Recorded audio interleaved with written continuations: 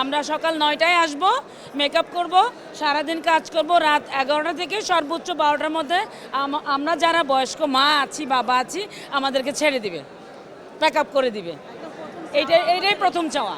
অনিয়মের জায়গা ছিল, আমরা সকাল 9টায় আসি, জাস্ট টাইমে আসি, আসার পর মেকআপ করে আমরা শুয়ে বসে সারাদিন কাটাই, সন্ধ্যার পর আমাদের সিন শুরু হয় এবং আমাদের সিন দেখা যাচ্ছে রাতে 2টাও শুরু হয় না। এইটা কিছু না, এটা কেন হয় জানি না, এটা কেন হয় জানি না। এটা আমাদের অভিযোগ করাটাও ঠিক না, কারণ সবাই তো আমরা রাত লেট নাইট কাজ করি, পরের দিন স্বাভাবিকভাবে দেরি করেই আসবে। যে দেরি করে আসছে যার জন্য আমি অপেক্ষা করছি, সে আগের দিন রাত ভোর 4টায় বাসায় গেছে, তো সে কিভাবে দেরি তো করবেই।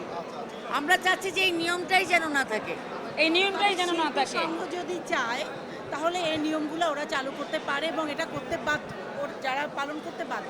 শুধু আমাদের সবার না, নিয়মটা হবে এমন, 9টায় আসছি, মেকআপ করে সারাদিন অপেক্ষা করি, শুটিং করি, যাই করি, রাত 11টা বা 12টায় না বলে চলে যাবো সেট থেকে। এবার নাটক শেষ হোক কি না হোক, নাটকের বাজেট বাড়লে একদিনের জায়গায় 2 দিন কাজ করবে, 2 দিনের জায়গায় 3 দিন কাজ করবে, তাহলে এই প্রবলেমটা সলভ হয়ে যাবে। বাজেট বাড়তে হবে।